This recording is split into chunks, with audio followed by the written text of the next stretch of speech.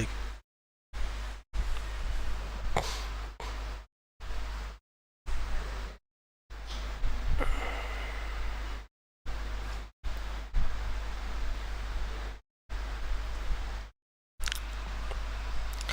नमस्कार दोस्तों, एक बार जुट जाइए फटाफट, एक बार जल्दी से आप, फिर हम क्लास शुरू करेंगे।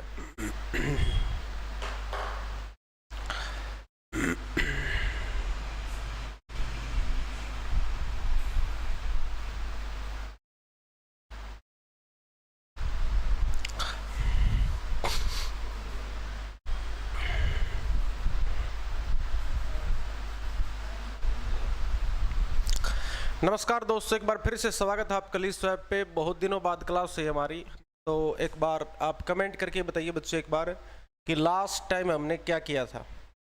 एक बार जल्दी से कमेंट करके बताएं।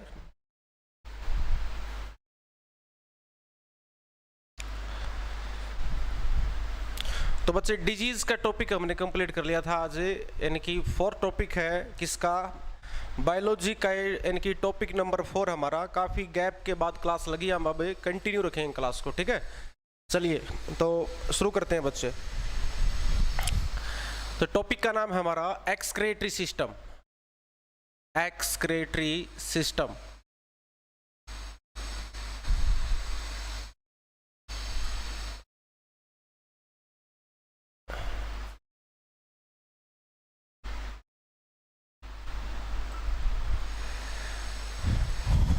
थोड़ा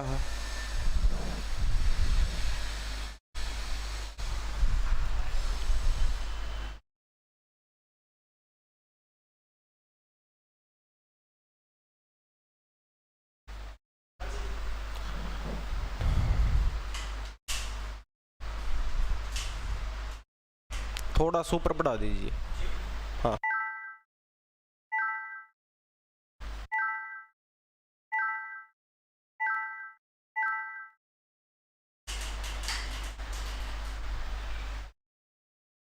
बस बस ठीक,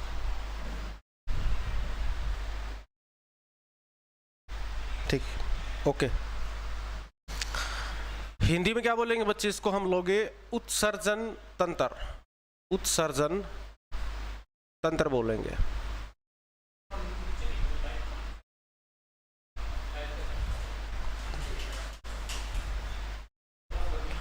बोर्ड पे आएगा नहीं सर, छोटा बोर्ड हो जाएगा फिर।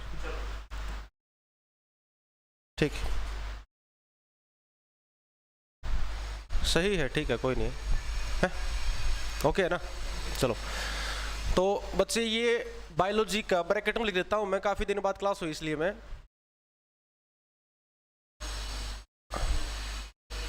ये हमारा जो टॉपिक होगा ये बायोलॉजी का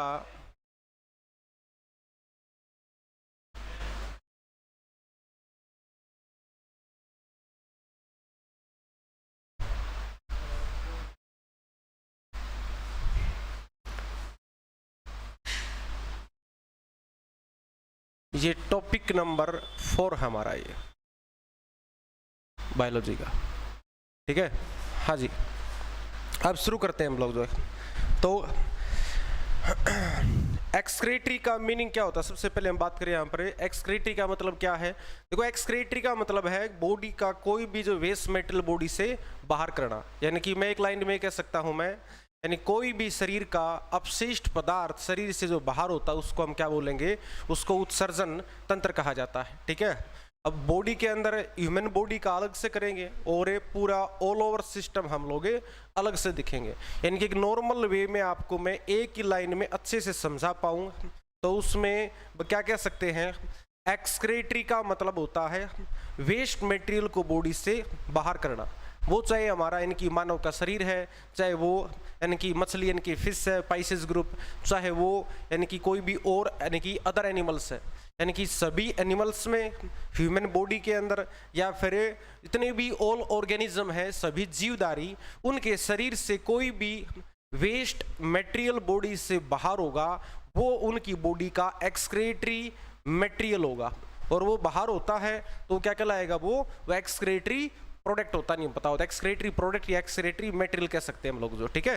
तो उसी टॉपिक को आज हम कर रहे हैं कि हमारी बॉडी से ऐसा वेस्ट मटेरियल कौन सा जो बॉडी से बाहर होगा, और उनकी हम सारी डिटेल भी करेंगे हम लोग, ठीक है। हाँ जी बिल्कुल। तो कमेंट में बाप के ज़्यादा कमेंट में ले नहीं पाऊंगा जो है। हाँ, सभी का बच्चों का बहुत बहुत धन्यवाद आज यानी क्लास में जुड़ने के लिए। और काफ़ी गैप के बाद क्या है, बहुत गैप के बाद जी क्लास हुई हमारी। यानी कि लास्ट टाइम यानी कि आपको मैंने यानी कि करीबन 1 से 1.5 महीने पहले क्लास ली थी, उसमें 3 टॉपिक में बायोलॉजी का आपको पूरे करवा चुका हूँ मैं। और ये हमारा बायोलॉजी का टॉपिक नंबर 4 है, कौन सा, एक्सक्रीटरी सिस्टम। चलिए स्टार्ट करते हैं। तो अब देखिए बच्चे, तो एक्सक्रीटरी सिस्टम को मैं यानी कि इसमें 2 पॉइंट हैं, एक तो मैं ह्यूमन बॉडी के अकॉर्डिंग लेके चलूंगा आपको मैं, और एक ऑल यानी कि जीवधारी के अनुसार, ठीक है। मेरी समझने की बात समझिए आप कैसे। देखिए मैं आपको बताऊंगा एक्सक्रीटरी, देखो अब ऐसा तो है नहीं कि सिर्फ ह्यूमन बॉडी के ही पार्ट हैं, यानी कि अदर एनिमल्स उनके भी पार्ट हैं। हमारे जितने भी जीवधारी हैं हम सभी के बारे में तो कर नहीं सकते हम बात, कैसे समझिए मेरी बात को। जैसे क्या है, जितने भी लिविंग ऑर्गेनिज्म है हमारी पूरी पृथ्वी के ऊपर, पूरी पृथ्वी पे जितने भी जीवधारी हैं सभी के अंदर शरीर से कोई न कोई वेस्ट मेटल बॉडी से बाहर होता है, ठीक है। अब क्या है जिसमें प्रत्येक जीवधारी को तो उठा के हम करेंगे नहीं कि इस जीवधारी के शरीर में भाई ये इसके उत्सर्जी अंग हैं और इनके शरीर से होने वाला उत्सर्जी पदार्थ है, उनको कॉमन बताया जाएगा, ठीक है। यानी कि डिटेल से करेंगे ह्यूमन बॉडी के बारे में। एक तरफ तो ह्यूमन बॉडी के बारे में कि मानव शरीर के उत्सर्जी अंग कौन से हैं और उनसे बाहर होने वाला उत्सर्जी पदार्थ। छोटा सा एग्जाम्पल के तौर पर मैं बात करूं यहाँ पर मैं, जैसे कि बात की जाए लंग्स ह्यूमन बॉडी का जो पार्ट है, यानी कि फेफड़े मानव शरीर का कैसा अंग है, ये तो उत्सर्जी अंग है और इनसे बाहर क्या होता है, यानी कि कार्बन डाइऑक्साइड, तो वो क्या हो गया, उत्सर्जी पदार्थ। यानी कि क्या लिखेंगे, एक तरफ तो यानी मानव शरीर के उत्सर्जी अंग और उनसे बाहर होने वाला उत्सर्जी पदार्थ। तो ह्यूमन बॉडी के बारे में तो हम क्या करेंगे, डिटेल से करेंगे बातें कि ह्यूमन बॉडी के कौन से ऑर्गन है, कौन से ऑर्गन है और उनसे कौन सा एक्सक्रीटरी प्रोडक्ट बाहर होता है। यानी कि मैं कह सकता हूं मेनली एक्सक्रीटरी सिस्टम को ह्यूमन बॉडी के अकॉर्डिंग, सिर्फ ह्यूमन बॉडी के अकॉर्डिंग 2 पार्ट में डिवाइड किया जाएगा। एक तरफ तो क्या लिखूंगा, यानी कि ह्यूमन बॉडी के ऑर्गन्स और उनसे बाहर होने वाला यानी कि वेस्ट मटेरियल जो होगा वो हो गया क्या, एक्सक्रीटरी प्रोडक्ट। एक तरफ तो यानी कि मानव शरीर का एक्सक्रीटरी, क्या लिखूं मैं यहाँ पर, मैं एक्सक्रीटरी ऑर्गन्स या कह सकता हूं मैं एक्सक्रीटरी पार्ट्स, मानव शरीर के अंग और उनसे बाहर होने वाला वेस्ट मटेरियल क्या कहलाएगा, एक्सक्रीटरी यानी कि प्रोडक्ट होगा, नहीं पता हो तो, ठीक है। और उसके बाद फिर ह्यूमन बॉडी के बाद हम एक तरफ फिर हम करेंगे क्या, ऑल और लिविंग ऑर्गेनिज्म के बारे में, यानी पृथ्वी के सभी जीवधारियों में कॉमन चीजें बाहर क्या होती हैं। मेरी बात समझ पा रहे हो आप जो है। चलिए स्टार्ट करते हैं। तो एक्सक्रीटरी सिस्टम को मैं 2 पार्ट में डिवाइड करता हूं बच्चों, यहां पर मैं 2 पार्ट्स में डिवाइड करेंगे। हाँ, छोटा टॉपिक है हमारा, बड़ा टॉपिक नहीं है, जल्दी हो जाएगा हमारा ये। एक्सक्रीटरी सिस्टम को 2 पार्ट्स में डिवाइड करेंगे। इसमें फर्स्ट है यहां पर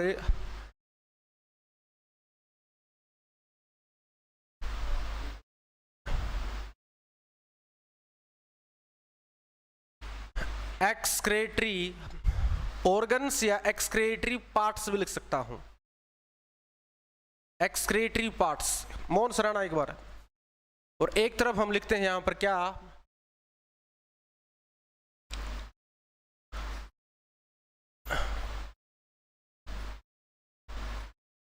एक्सक्रीटरी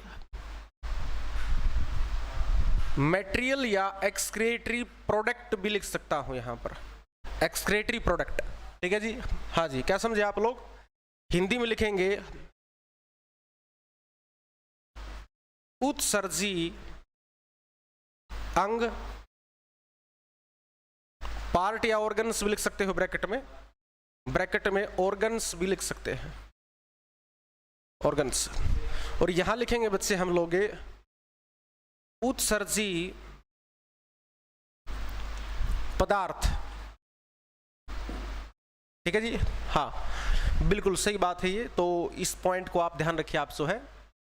यानी कि मैं यहां पर एक लाइन बोल सकता हूं दोबारा, क्या कि there are 2 types of excretory system of type of their human body कह सकता हूं मैं, ठीक है। मानव शरीर के अंगों के आधार पर या फिर मानव शरीर के आधार पर उत्सर्जन तंत्र को कितने भागों में बांटा जाता है? 2 भागों में। ठीक है, यहाँ पर इनकी 2 भाग कौन से हैं? इसमें एक तो है यानी कि उत्सर्जन तंत्र के 2 भागों में उत्सर्जी अंग यानी एक्सक्रीटरी ऑर्गन्स, और दूसरा है उत्सर्जी पदार्थ एक्सक्रीटरी प्रोडक्ट। यानी कि एक तो है ह्यूमन बॉडी के एक्सक्रीटरी ऑर्गन्स यानी उत्सर्जी अंग, और जिनसे जो वेस्ट मटेरियल बाहर होगा वो कहलाएगा एक्सक्रीटरी प्रोडक्ट, उत्सर्जी पदार्थ कहेंगे उसको हम लोग। ठीक है, छोटा सा एग्जांपल देख लीजिए आप। जो है अब इसमें मैं लिखता हूं मैं सारे के सारे यहाँ पर ह्यूमन बॉडी के एक्सक्रीटरी ऑर्गन्स। फर्स्ट हम लिखते हैं किडनी। कौन सा है बच्चे? किडनी है। इसमें वरिक, अरे मोहन सर कमेंट सुनिए। हाँ ठीक, बिल्कुल। चलिए स्टार्ट करते हैं। उसके बाद देखिए बच्चे, तो एक तरफ है बच्चे किडनी, किडनी यानी कि वरिक बोल सकता हूं मैं, और किडनी जो है अब इससे जो वेस्ट मटेरियल बाहर होगा वो आप बताएंगे मुझे। वेस्ट मटेरियल बाहर, इससे जो वेस्ट मटेरियल बाहर होता है वो क्या लिखूं यहाँ पर मैं? यूरिन यानी कि पेशाब लिखते हैं यहाँ पर। यूरिन, पेशाब, यानी किडनी हमारे शरीर से क्या बाहर करती है? देखिए बच्चे एक बार ध्यान से, किडनी तो क्या है? ये तो एक्सक्रीटरी ऑर्गन्स है, और इस एक्सक्रीटरी ऑर्गन से जो वेस्ट मटेरियल बाहर होगा एक्सक्रीटरी प्रोडक्ट, वो क्या कहलाता है? यूरिन कहलाएगा। नहीं पता हो तो ठीक है। क्या मैं यूरिन के ब्रैकेट में ये भी लिख सकता हूं यूरिया? क्या मैं लिख सकता हूं? बिल्कुल लिख सकता हूं मैं। यानी कि यहां पर इनकी भाई यूरिया बिल्कुल लिख सकते हैं। क्यों? क्योंकि यूरिन के अंदर, यूरिन में क्या पाया जाता है बच्चे? यूरिया पाया जाता है। ठीक है, यूरिन में क्या पाया जाता है? यूरिया पाया जाता है। बिल्कुल सही बात है। चलिए जी, उसके बाद आगे बढ़ते हैं। उसके बाद हम लोग अब नेक्स्ट पॉइंट के ऊपर देखते हैं। अगला सेकंड है बच्चे किडनी के बाद, यहां पर मैं लिखूंगा स्किन के बारे में। किसके बारे में? स्किन।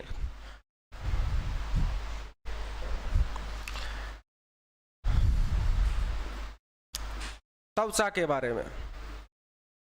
अब देखिए बच्चे, स्किन बॉडी से किस वेस्ट मटेरियल को बाहर करती है?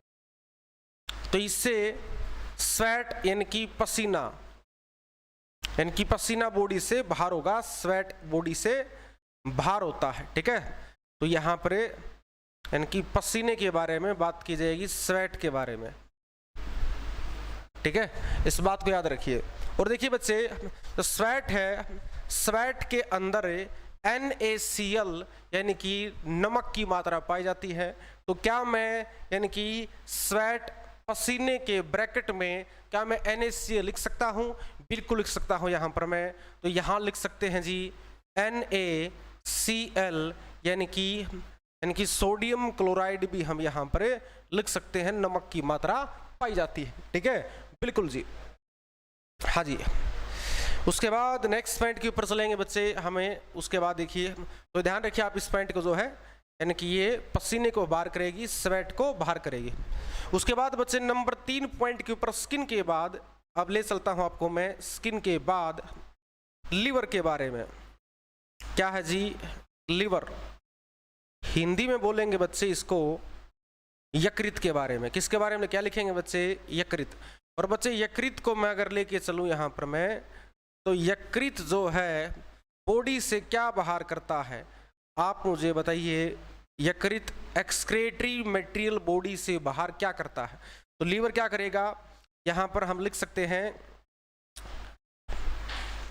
फैट, फैट यानी कि वसा, वसा को। और किसको बाहर करता है बच्चे?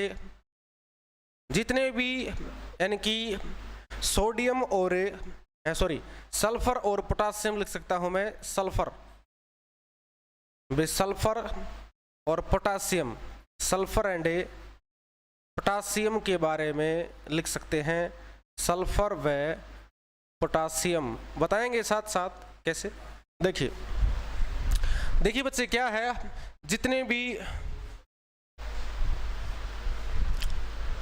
हाँ जी बिल्कुल ठीक है। तो क्या लिखेंगे बच्चे यहाँ पर हम लोग इनकी फैट, सल्फर, पोटासियम, इनकी इन सब के बारे में हमें बात करेंगे। ठीक है, तो फैट किसमें पाया जाता है? फैट के ब्रैकेट में यहाँ लिख सकता हूँ मैं, जितना भी आप लोग घी वगैरह खाते हैं ना, घी, ठीक है, जो हम घी खाते हैं वो घी सारा का सारा फैट है बॉडी में।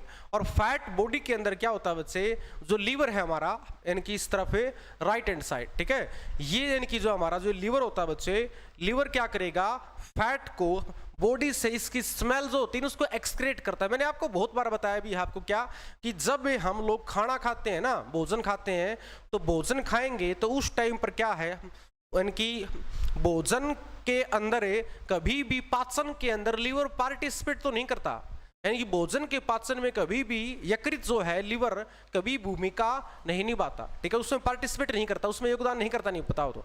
लेकिन क्या है, ये बहुत सारे एंजाइम्स छोड़ता, नहीं पता हो, जो काफी हेल्प करते हैं फूड के अंदर, ठीक है। और एक चीज और भी है, ये क्या करता है बच्चे, ये लीवर जो है, लीवर पीत रस का निर्माण करता है, और पीत रस फूड को डाइजेस्ट करने में काफी हेल्प करता है, ठीक है। और एक और चीज क्या है जी, जब भी यानी कि लीवर जो है, इसमें अगर इंफेक्शन हो जाएगा, आप आरबीसी के चैप्टर में जाके आप याद कर सकते हैं, उसको आपको ध्यान में भी आ जाएगा। ब्लड के चैप्टर आपको मैंने बताया था, क्या बताया था आपको मैंने, कि अगर लीवर के अंदर इंफेक्शन हो जाए तो क्या होगा, तो फैट डाइजेस्ट होना बंद हो जाता है, और यानी कि फैट की लेयर बढ़ना शुरू हो जाती है लीवर के अंदर, और वो गल सड़ के जो है, गल सड़ के मुंह से स्मेल आने शुरू हो जाती है, जैसे कि सड़े हुए अंडे में स्मेल आती हो, ऐसी स्मेल आना शुरू हो जाती, नहीं पता हो तो, ठीक है। तो उस पॉइंट को आप ध्यान रखिए। आप अगर लीवर में इंफेक्शन हो जाता है तो फैट का डाइजेशन होना बंद हो जाएगा, फैट की लेयर बन जाती है, स्टोर होना शुरू हो जाता है फैट यहाँ पर, और उसके जो है वो सड़ के जो उसकी स्मेल बॉडी से बाहर आना शुरू हो जाती, नहीं पता हो तो, ठीक है। तो याद रखिए इस चीज को। तो फैट इनकी घी में पाया जाता है, घी वगैरह ऑयली प्रोडक्ट जितने भी लिख सकता हूँ मैं, घी है या ऑयली प्रोडक्ट है, ठीक है, ड्राई फ्रूट वगैरह, यानी कि इसमें भी हम लिख सकते हैं। उसके बाद सल्फर किसमें होता है बच्चे, सल्फर पोटासियम। कई बच्चे सोच रहे होंगे कि सल्फर पोटासियम बॉडी से बाहर कैसे करता है।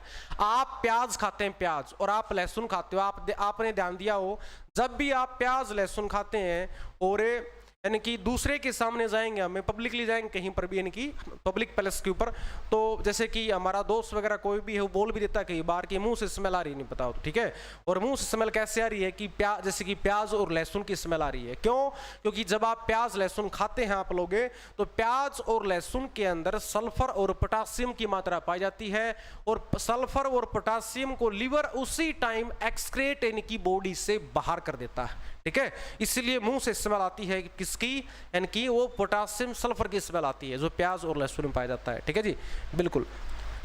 चलिए, तो यहां पर इनकी सल्फर और पोटासियम के ब्रैकेट में लिख सकता हूं, दोनों के ब्रैकेट में, यहां पर यानी कि प्याज और लहसुन, इन दोनों में पाया जाता है जी, ठीक है। तो इनका यानी क्या करेगा, लीवर जो है इनको बॉडी से बाहर करता है। एक और चीज है एल्कोहलिक प्रोडक्ट। इंसान जब वाइन पीता है ना, वाइन, ठीक है, जब शराब पिएगा तो उसकी मुंह से स्मेल आती है, देखा आप लोगों ने। और इनके जितने भी ट्रैफिक पुलिस वगैरह है, ट्रैफिक पुलिस उसी टाइम जो है गाड़ी को रुकवा के इनकी मुंह में इनकी वो क्या छोड़ती है, एक इनकी, आपने ध्यान दिया हो आपने, यानी कि ये कई बार केमिस्ट्री का क्वेश्चन है वैसे तो, लेकिन एग्जाम्स में बहुत बार आया भी है कि ट्रैफिक पुलिस से वाहन को रुकवाती है तो शराब पिए व्यक्ति के मुंह से जो इनकी जो अल्कोहल की स्मेल आती है, तो वो क्या करता है, वो एक मशीन लगाता है उसके मुंह में, जिससे पता चलता है कि व्यक्ति ने शराब पी भी है या नहीं पी, जो है उसका यानी कि चेक करने के लिए उसमें ऐसा कौन सा कंपाउंड पाया जाता है, कौन सा यौगिक पाया जाता है, ठीक है। एंड दोबारा बोलता हूं बच्चे यहां पर मैं कि क्या है, वाहन को रोकते समय ट्रैफिक पुलिस से यानी कि शराब की जांच करने के लिए, शराब की जांच करने के लिए एक मशीन का इस्तेमाल करती है, एक यानी कि साधारण व्यक्ति के ऊपर, यानी कि जांच करने के लिए शराब पी है या नहीं पी, तो उसके लिए किस कंपाउंड का इस्तेमाल किया जाता है कि इंसान उसमें फूंक मारता, फूंक मारने के लिए बोलते हो, और फूंक मारता है तो अल्कोहल जाती है उसमें, और अल्कोहल जाते ही क्या है जी, उसके अंदर जो कंपाउंड पाया जाता है वो रिएक्ट होके जो है अपना असर दिखाना शुरू कर देता है, ठीक है। अगर अल्कोहल नहीं गई तो उसमें कुछ भी सीन नहीं होगा। और अगर अल्कोहल पी रखी है उसने तो उसकी स्मेल जाते ही वो रिएक्ट होके उसका चेंजमेंट आ जाता है और मशीन से पता चल जाता है एकदम कि इसने शराब पी है। तो उस कंपाउंड का नाम याद रखिए पोटासियम, यानी कि यहाँ पर यानी कि कई बच्चे कमेंट भी कर रहे हैं हाँ की जी बिल्कुल जो है ठीक है, हाँ नहीं गलत है जी जो है, एक बच्चे ने किया जो है। तो पोटासियम क्रोमेटिन, याद रखिए आप इस पॉइंट को, आप जो है पोटासियम क्रोमेटिन, मैं लिख देता हूँ ब्रैकेट में, बहुत इंपॉर्टेंट क्वेश्चन है ठीक है, यहाँ लिख देता हूँ मैं एक ब्रैकेट में, बाद में साफ कर देंगे इसको ठीक है। ट्रैफिक पुलिस, यहाँ पर बेसिकली लिख देता हूँ मैं ट्रैफिक पुलिस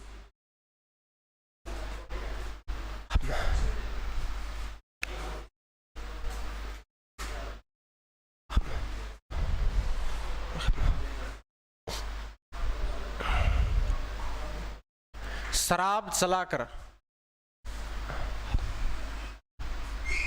ट्रैफिक पुलिस से शराबी व्यक्ति वाहन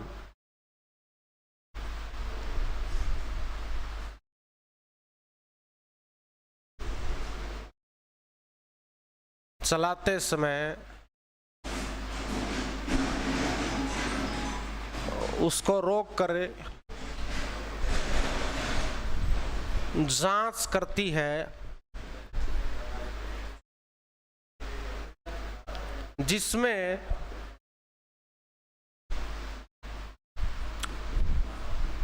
पोटासियम क्रोमेटिन, पोटासियम क्रोमेटिन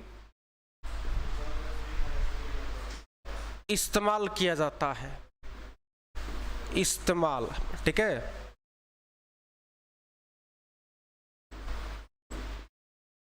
ये फटाफट आप उतार सकते हैं, फिर बाद में आगे चलेंगे हम लोग। अमित तंवर, बहुत दिनों बाद मिले हो अमित तंवर हैं, कमेंट काफी दिन बाद देखे आपके मैंने।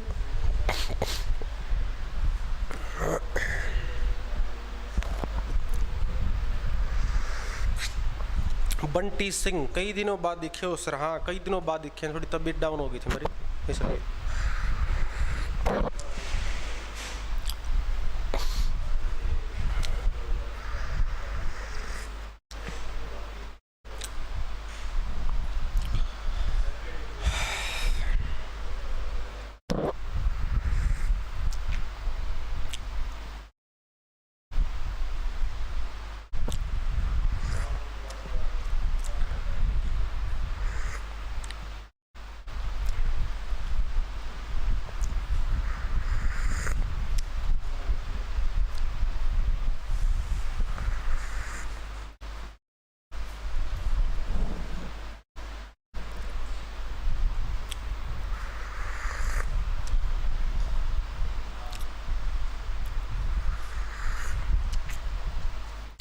उतार लीजिए फटाफट एक बार इसको।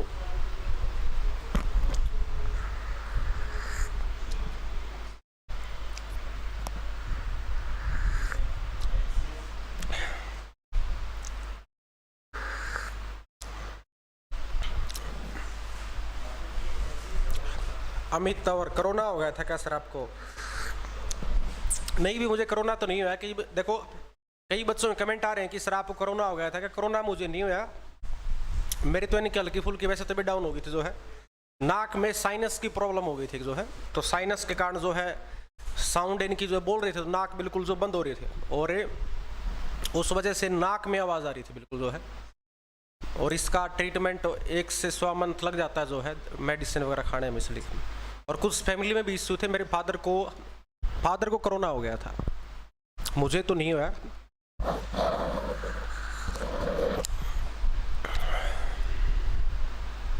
लेकिन अभी स्वस्थ है तो कोई समस्या नहीं है, अब फादर भी स्वस्थ है और मैं भी स्वस्थ हूँ फिलहाल।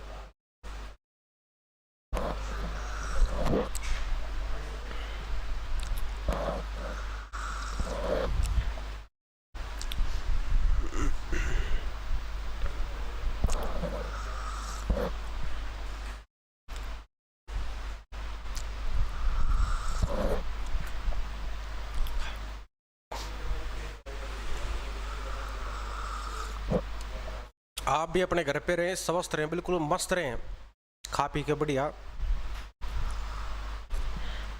चलिए तो आगे बढ़ते हैं। अब देखिए बच्चे, तो इसको मैं साफ कर देता हूँ, इसको मैं साइड वाले को, ठीक है, और स्पेस में हमारे को और कुछ इसमें ऐड करना है, नहीं चलो बाद में कर दें, कोई बात नहीं। चलिए नेक्स्ट पॉइंट के ऊपर चलते हैं। अब लीवर की बात देखिए बच्चे, अब नेक्स्ट पॉइंट के ऊपर बढ़ जाते हैं आगे। अब आता है हमारा पॉइंट कौन सा, लीवर के बाद आता है जी लंग्स, यानी कि लंग्स के बारे में। हाँ, एक पॉइंट तो मैंने लिखा है नहीं यहाँ पर, ध्यान नहीं रहा मेरा, तो क्या बच्चे अल्कोहल भी लिखेंगे हम, क्या लिखेंगे, अल्कोहल, ठीक है। शराब की जो गंध मुंह से आती है, शराब की गंध, अल्कोहल पीता इंसान, शराब तो लिख नहीं सकते, शराब यानी कि अल्कोहल, तो अल्कोहल बॉडी से बाहर कौन करता है, ये भी लीवर ही करता, नहीं पता, तो यहाँ पर एक अल्कोहल को भी हम डाल देंगे यहाँ पर, अल्कोहल, अल्कोहल, और ब्रैकेट में लिख देता हूं शराब। हाँ, शराब में अल्कोहल का इस्तेमाल होता है, वाइन के अंदर अल्कोहल का इस्तेमाल, सब के अंदर अलग अलग क्वांटिटी इस्तेमाल होती है, ठीक है।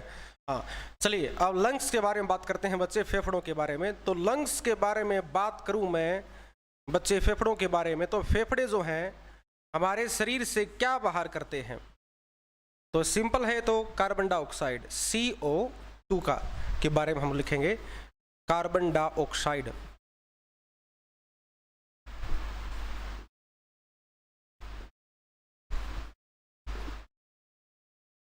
ठीक है जी, कार्बन डाइऑक्साइड। उसके बाद नेक्स्ट पॉइंट के ऊपर, अब लंग्स के बाद आता है ह्यूमन बॉडी का ऐसा कौन सा ऑर्गन्स है जो बॉडी से एक्सक्रीटरी मटेरियल को बाहर करता है, इंटेस्टाइन, कौन सी है जी बच्चे, यहां लिखेंगे जी इंटेस्टाइन लिखेंगे बच्चों, यानी कि आंत, इसका तो पता ही है जी आपको, इंटेस्टाइन क्या करेगी बॉडी से बाहर बच्चे, इंटेस्टाइन ये जो हमारी आंत है, ये शरीर से यानी क्या करती है, मल को बाहर करती है, यानी कि एक्सक्रीटरी मटेरियल जो है। आशुतोष, खांसी की दवाई को भी डिटेक्ट कर लेगा सर वो डिवाइस, हाँ खांसी नहीं, खांसी की दवाई को नहीं करेगा, ठीक है। हाँ आशुतोष, आप सब पूछ रहे हो ना कि सर ट्रैफिक पुलिस खांसी की दवाई पी रखी हो तो क्या उसको भी डिटेक्ट कर लेगा क्या वो डिवाइस, ऐसा नहीं है आशुतोष जी, ऐसा क्यों नहीं है, क्योंकि खांसी की, वो मैं आपकी बात मानता हूं कि खांसी की दवाई में यानी कि उसमें इस्तेमाल किया जाता है, ठीक है। ऐसे कोरेक्स वगैरह आती थी पहले, नशे के तौर पर काफी लोगों ने इस्तेमाल की, काफी जो नशा इनकी एडिक्शन के तौर पर लोगों ने उसको इस्तेमाल किया। तो आपको पता होगा, आपको ध्यान होगा, पहले एक मार्केट में दवा आती थी कोरेक्स के नाम से, खांसी की दवा थी, जिसको पब्लिक में जो है लोगों ने बाद में क्या है, जो लोग नशा करते थे, एडिक्शन का शिकार थे, उन्होंने कोरेक्स का इस्तेमाल करना शुरू कर दिया, इनके लोगों ने नशे के तौर पर इस्तेमाल करना शुरू कर दिया, क्योंकि उसमें अल्कोहल पाया जाता है, ठीक है। तो आपको बता दें यहाँ पर, तो खांसी की दवा में कुछ अल्कोहल का इस्तेमाल किया जाता है, उसमें परसेंटेज बहुत कम होता है, इतना कम होता है कि वो यानी कि डिटेक्ट करने में वहाँ पर उसका परसेंटेज का कोई यानी कि महत्व नहीं रहता, नहीं बताओ तो, ठीक है। हाँ जी बिल्कुल, वहाँ पर यानी कि अल्कोहल की क्वांटिटी एक यानी कि थोड़ी ही लार्ज क्वांटिटी होती है, तब जाके वो नशे के तौर पर इनकी जो है यानी यूज होगा। हाँ जी,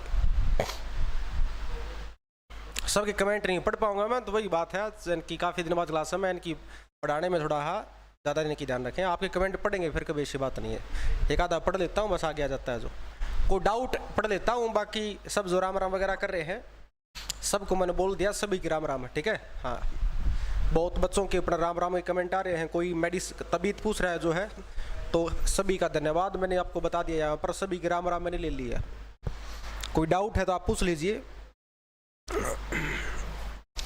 चलिए जी नेक्स्ट पॉइंट के ऊपर चलते हैं। उसके बाद है जी इंटेस्टाइन के बारे में, इंटेस्टाइन,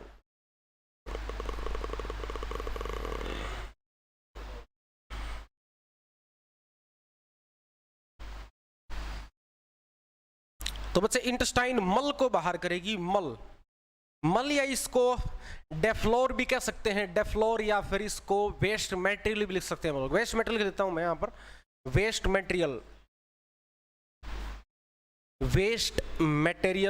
लिख सकते हैं इसको, यानी कि मल को, ठीक है जी। हाँ, तो आंत क्या करेगी बच्चे, आंत हमारे शरीर से यानी कि मल को बाहर करती है, इस बात को भी इनके यहाँ पे यानी कि ध्यान रखिए, ठीक है जी। अब चलते हैं जी नेक्स्ट पॉइंट, उसके बाद अगला देखिए,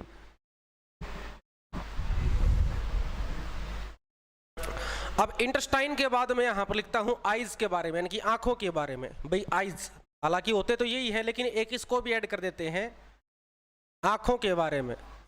आइज से हमारे एक्सक्रीटरी मेटेरियल बॉडी से बाहर क्या होता है बच्चे, तो यहाँ पर आंसू लिख सकते हैं, आंखों से टीयर्स,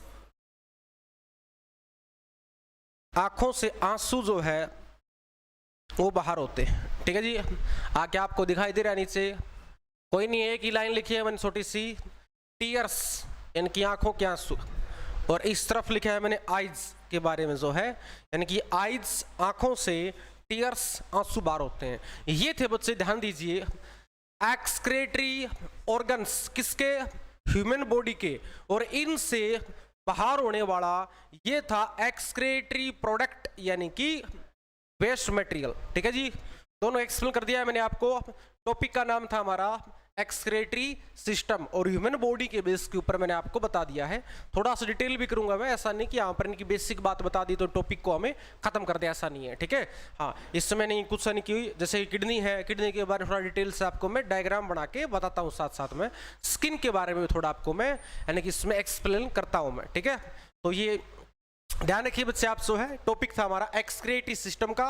एक लाइन में दोबारा बोल देता हूं मैं, एक्सक्रीटरी सिस्टम का मतलब है बॉडी का वेस्ट मटेरियल बॉडी से बाहर होना ही एक्सक्रीटरी सिस्टम कहलाता है। बॉडी का वेस्ट मटेरियल बॉडी से एक्सक्रीट होना, शरीर से बाहर होना। अब ह्यूमन बॉडी के तौर पर बात करूं मैं, तो मानव शरीर के आधार पर उत्सर्जन तंत्र को दो भागों में बांटते हैं। There are two types of excretory system of type of their human body. ठीक है, इसमें एक तरफ तो ह्यूमन बॉडी क्या हो गई, यहां पर बात करूं मैं एक्सक्रीटरी ऑर्गन्स, इनसे वेस्ट मटेरियल बाहर होने वाला एक्सक्रीटरी प्रोडक्ट। ठीक है, क्या मैं इसको साफ कर सकता हूं, आप इसको इनकी आपने टाइप कर लिया तो जो है, अब मैं सबसे पहले उठाऊंगा किडनी को, फिर स्किन को, लिवर नहीं करेंगे, नहीं लंग्स करेंगे हम लोग, ना ही इंटेस्टाइन, ना ही आइज। काफी बच्चे सोचते होंगे सर ये क्यों नहीं करेंगे डिटेल से, एक बार समझिए जी। देखिए बच्चे, मैं आपको डिटेल से सिर्फ किस किस के बारे में बताऊंगा, किडनी और स्किन के बारे में। अभी नीचे वाले सभी के बारे में डिटेल से मैं क्यों नहीं बताऊंगा आपको मैं, कारण है उसका, क्योंकि देखिए बच्चे, लिवर जो है इसकी सारी इंफॉर्मेशन, हमारा टॉपिक आएगा इसका डाइजेस्टिव सिस्टम का टॉपिक आएगा, और डाइजेस्टिव सिस्टम में लिवर की सारी इंफॉर्मेशन आ जाती है। तो यहाँ पर अब दोबारा रिपीट करने का कोई फायदा नहीं है। ठीक है, वहां पर क्योंकि वहां करवाना तो पड़ता ही है, वहां पर सारी डिटेल आपको यानी करवा दी जाएगी। उसके बाद देखिए बच्चे, अब लंग्स के बारे में, लंग्स के बारे में यहाँ पर बताने का कोई फायदा नहीं, क्योंकि हमारा इससे अगला टॉपिक जो है वो रेस्पिरेटरी सिस्टम का है। रेस्पिरेटरी सिस्टम में लंग्स के डायग्राम बना के ही टोटली सारा स्ट्रक्चर में आपको मैं यानी कि ब्रीफ से बताऊंगा, नहीं बताओ तो। ठीक है, तो रेस्पिरेटरी सिस्टम में सिर्फ लंग्स के ऊपर फोकस होगा, तो यहाँ पर बताने का कोई उचित नहीं है। उसके बाद इंटेस्टाइन, इंटेस्टाइन का जिक्र भी डाइजेस्टिव सिस्टम में आ जाएगा।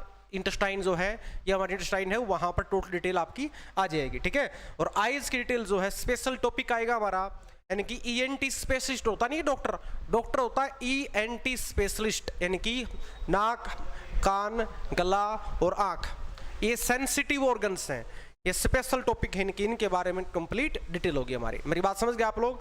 बस आपको इस टॉपिक से रिलेटिव इन सब के बारे में इतना ही याद रखना है कि लिवर बॉडी से बाहर किसको, फैट, सल्फर, पोटासियम और अल्कोहल को बाहर करता है, लंग्स CO2 को, इंटेस्टाइन मल को, आइज टीयर आंसू को।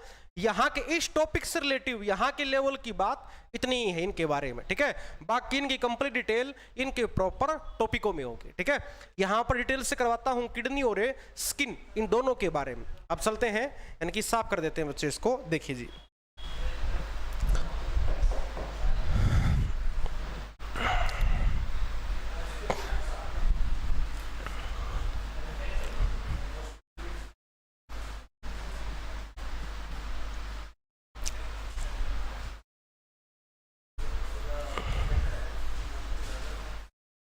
देखिए जी, आप सबसे पहले देखेंगे हम लोग, तो सबसे पहले बात करता हूं बच्चे में किडनी के बारे में। किसके बारे में? किडनी के बारे में।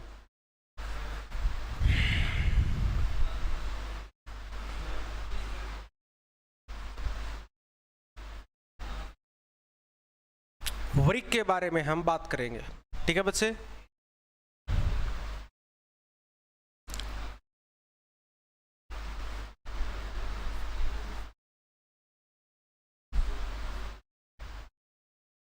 देखिए बच्चे, किडनी को एक बार हम फोटो, इसका एक डायग्राम बना लेते हैं अच्छा सा किडनी का।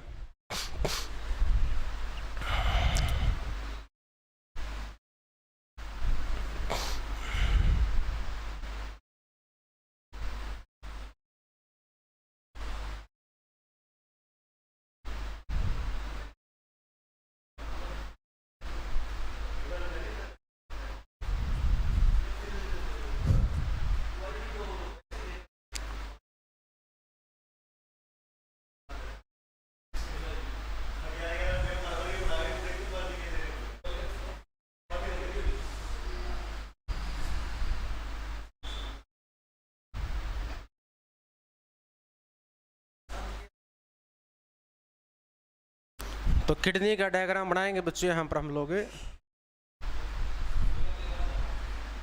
इसको डिटेल से किया जाएगा।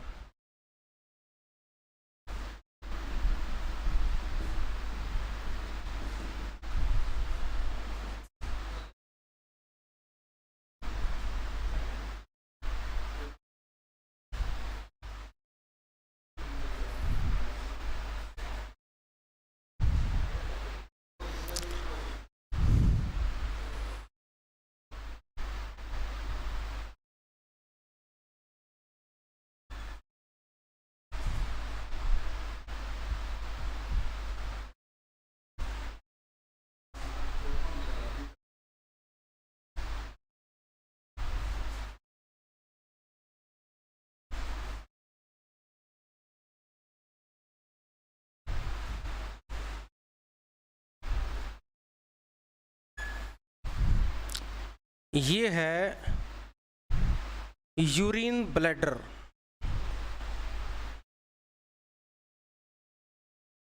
अब देखिए बच्चे, तो ध्यान से आप देख सकते हैं इसके बारे में, थोड़ा सा नीचे तक इनकी जो है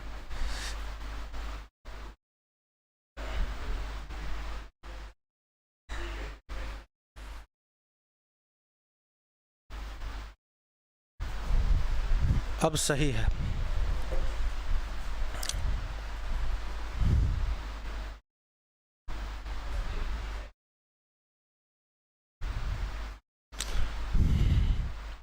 तो देखिए बच्चे, ये तो है किडनी, इसको हम क्या बोलेंगे, दोनों तरफ हमारे शरीर में दोनों तरफ क्या पाई जाती हैं, दोनों तरफ किडनी पाई जाती है, वृक्क पाए जाते हैं। और किडनी के तुरंत नीचे ये जो है, इसको हम क्या बोलेंगे बच्चे, ये जो नलिका होती है इसको हम बोलेंगे, क्या नाम बोलेंगे इसको, तो ये होती है यूरिनरी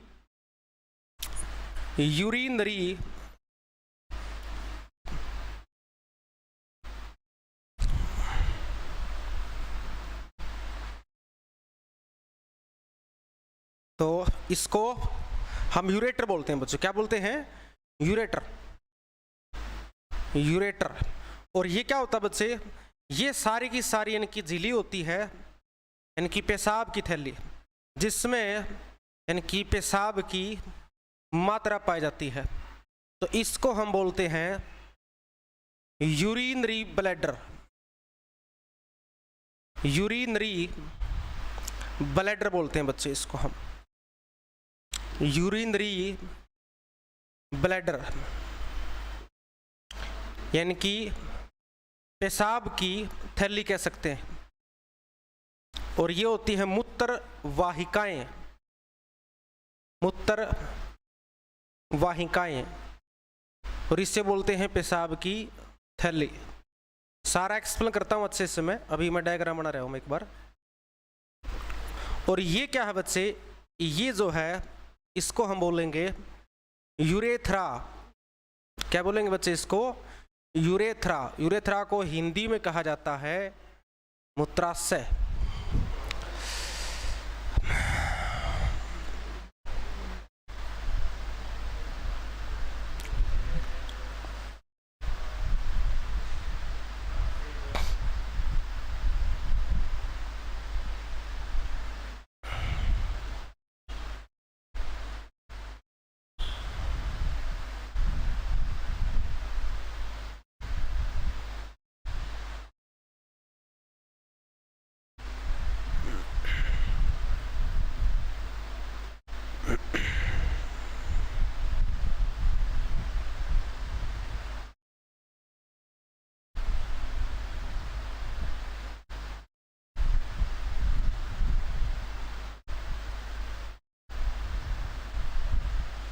चलिए, तो ये आपको क्या बताया बच्चे मैंने, दोनों तरफ क्या पाई जाती है, किडनी पाई जाती है।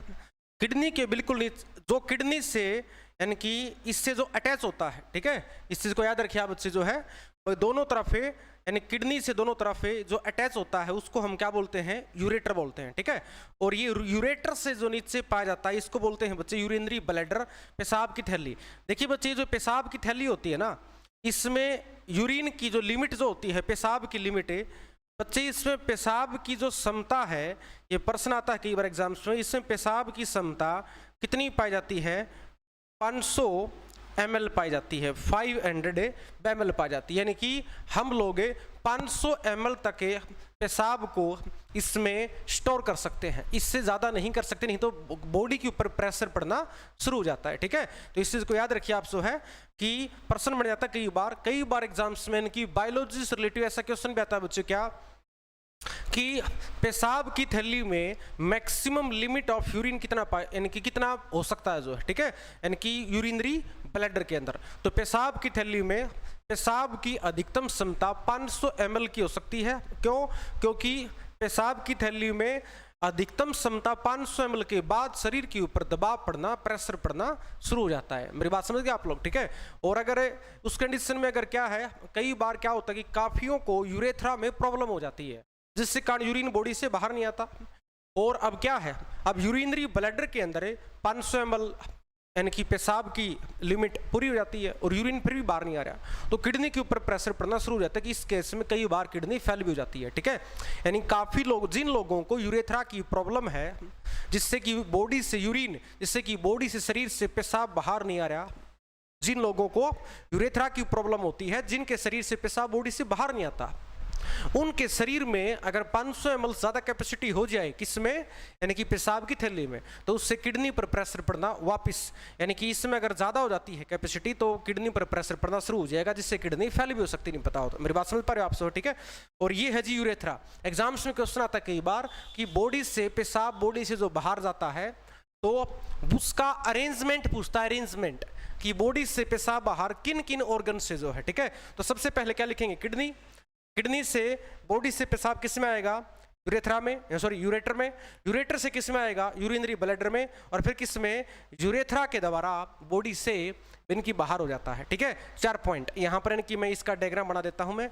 सबसे पहले यूरिन, पेशाब किस में आता है जी, ये किडनी में।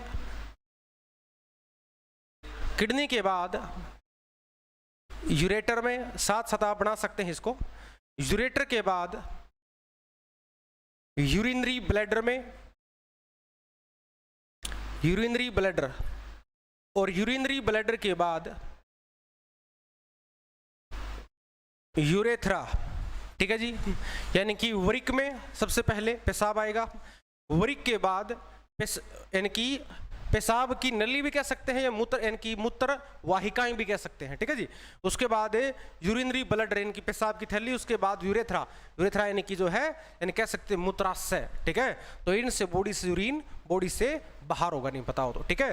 पेशाब बनता कैसे है किडनी के अंदर, तो किडनी जो है, जो हम लोग पानी पीते हैं ना, पानी पियेंगे तो सारा का सारा जो पानी है, बॉडी उसको यानी कुछ वाटर को तो क्या कर लेगी, एब्जॉर्ब कर लेगी, जिससे पसीने के द्वारा बाहर वो उड़ जाएगा।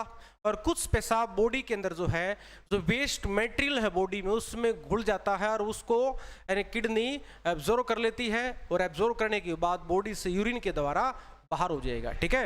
यानी कि जो भी हम लोग पानी पीते हैं, वाटर पीते हैं हम लोग, वो पानी जब शरीर में जाता है तो शरीर में सीधा, हमारे शरीर में कहाँ जाता है ये, यानी कि पानी सीधा शरीर में हमारे यहाँ से और सीधा यानी किस में आएगा, इंटेस्टाइन के अंदर आता है। इंटेस्टाइन में जाने के बाद कुछ तो भोजन के साथ मिक्स हो जाता है, और वो मल के साथ, वो मल को क्या बनाता है, कठोर बनाता, नहीं पता हो तो, मल के अंदर जो है मिक्सअप हो जाता है।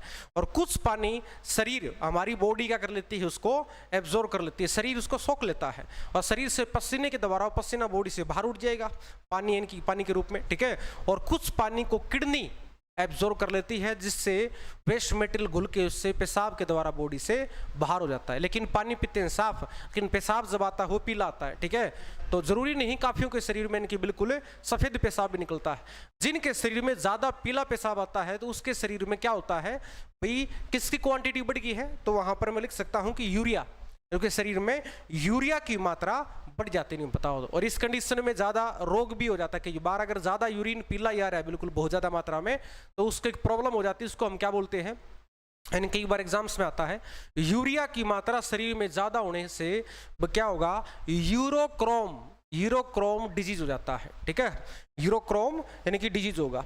और यानी कि अगर यूरिया की मात्रा शरीर में कम हो जाए तो उसमें यूरेमिया हो जाता है, यूरेमिया ज्यादा ही पेशाब का रंग सफेद, तो ज्यादा सफेद भी नहीं होना चाहिए, ज्यादा पीला भी नहीं होना चाहिए। अगर पेशाब का रंग ज्यादा पीला है तो आपके शरीर में यूरिया की मात्रा ज्यादा है, और पेशाब का रंग अगर ज्यादा सफेद है तो इसका मतलब है यूरिया की कमी है, नहीं पता हो तो, ठीक है। एक बैलेंस बॉडी में कि जो यूरिन का कलर यानी कि हल्का सा पीला होना चाहिए, ठीक है, तो वो सही है, क्योंकि पेशाब में 3% की मात्रा यूरिया की पाई जाती नहीं पता हो, जो कि होना के अनिवार्य है, ठीक है। चलिए जी, तो इसको ये मैंने सिर्फ एक डायग्राम बताया है मैंने आपको। अब जिक्र करता हूं स्टोन के बारे में, किसके बारे में, यानी कि पथरी के बारे में। स्टोन कैसे होता है देखिए बच्चे, अब स्टोन के बारे में अगर बात करूं यहां पर मैं पथरी के बारे में, तो स्टोन है, पथरी है, ज्यादातर यानी कि देखा हो आप लोगों ने, यानी काफी यानी कि पब्लिक ऐसी है जो इंडिया में यानी कि डायबिटीज और स्टोन से परेशान है, यानी कि बहुत ज्यादा संख्या में, यानी कि बहुत ज्यादा संख्या में इनके पेशेंट पाए जाते नहीं पता हो, ठीक है। और मोस्टली आप देखते होंगे यहाँ पे स्टोन जो मेल जो है यानी कि पुरुषों को जो है सबसे ज्यादा यानी कि पथरी की शिकायत स्टोन के जो है मामले यानी किडनी के ही पाए जाते हैं, और महिलाओं में ज्यादातर स्टोन के मामले पाए जाते हैं किसमें, गाल ब्लैडर के अंदर, लीवर के नीचे। ऐसा नहीं है कि पुरुषों को गाल ब्लैडर का स्टोन नहीं होता, और ऐसा भी नहीं है कि महिलाओं को किडनी का स्टोन नहीं होता, लेकिन इन केस में सब यानी कि ज्यादा कंडीशन में मेल को किडनी का स्टोन पाया जाता है गाल ब्लैडर की तुलना में, ये सर्वे के अनुसार पता लगाया गया, ठीक है। और फीमेल को जो है यानी कि किडनी के स्टोन के मामले में ज्यादा मामले उसके गाल ब्लैडर के पाए गए हैं, लेकिन होता है यानी कि दोनों में ऐसा नहीं है, मेल को भी दोनों हो सकती है, फीमेल को भी दोनों हो सकते हैं, लेकिन ज्यादातर सर्वे में ऐसा आया। अब देखिए बात की जाए तो सबसे पहली बात तो स्टोन बनता किससे है, स्टोन बनता है, अगर आप यहां देख लीजिए एक बार ध्यान से,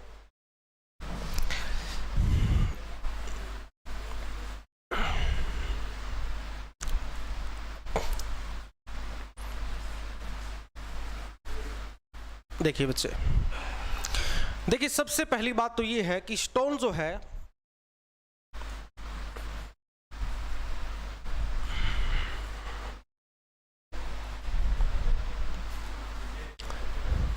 अगर आप कुछ प्रोडक्ट खा रहे हैं, कुछ प्रोडक्ट, ठीक है, जैसे कि बात करूं यहां पर मैं, अगर आप कुछ ऐसे प्रोडक्ट खाते हैं